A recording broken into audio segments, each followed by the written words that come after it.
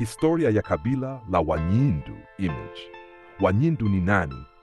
Ni moja ya makabila ya asili yanayoishi mashariki mwa Jamhuri ya Kidemokrasia ya Kongo, hasa katika jimbo la Kivu Kusini.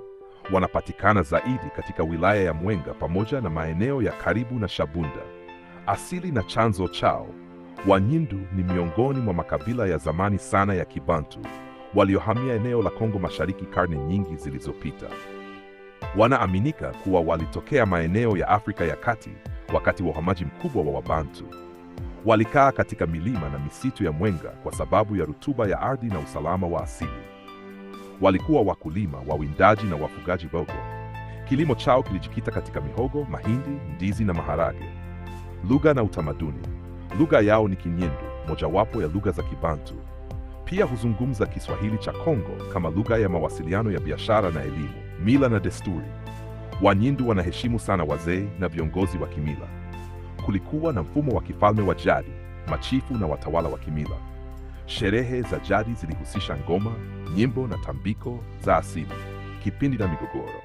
Wakati wa ukoloni wa Ubelgiji katika Kongo, Wanyindu waliathirika na kazi za lazima, kodi za kikoloni, mabadiliko ya mipaka ya ardhi.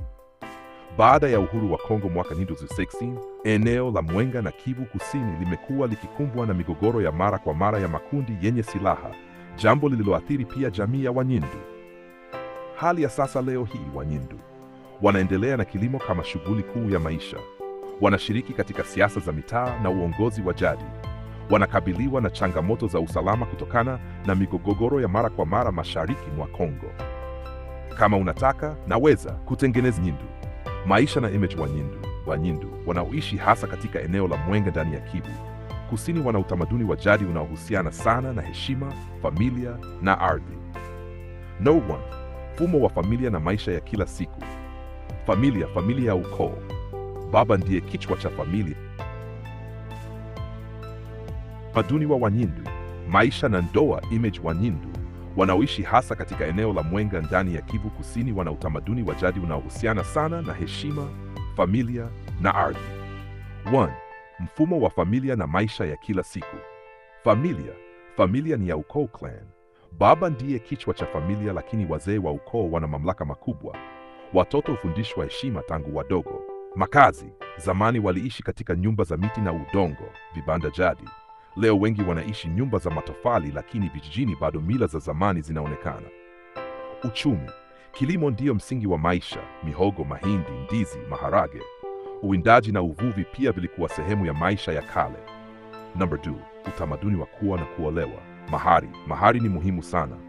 Hulipwa kwa ng'ombe, mbuzi au pesa kulingana na makubaliano ya familia. Mahari huonesha heshima kwa familia ya binti. Hatua za ndoa. Familia ya mvulana hutuma wazee kwenda kuomba uchumba. Majadiliano ya mahari hufanyika. Sherehe ya jadi hufanyika kwa ngoma na vyakula vya asili. Maadili ya ndoa. Uaminifu na heshima ni msingi. Talaka zamani haikupendwa, ilionekana kama aibu kwa ukoo. 3. Mila na sherehe. Ngoma za jadi hutumika katika harusi na sherehe za kijamii. Wazi walikuwa wakifanya tambiko za kuombea mvua au baraka. Viongozi wa kimila, machifu, walikuwa na nguvu ya kusuluhisha migogoro. Number 4. Uongozi wa jadi. Wanyindu walikuwa na mfumo wa machifu waliotawala maeneo yao kabla na hata baada ya ukoloni wa Jamhuri ya Kidemokrasia ya Kongo. Machifu walikuwa waamuzi wa migogoro, walinzi wa mila na ardhi, wawakilishi wa jamii.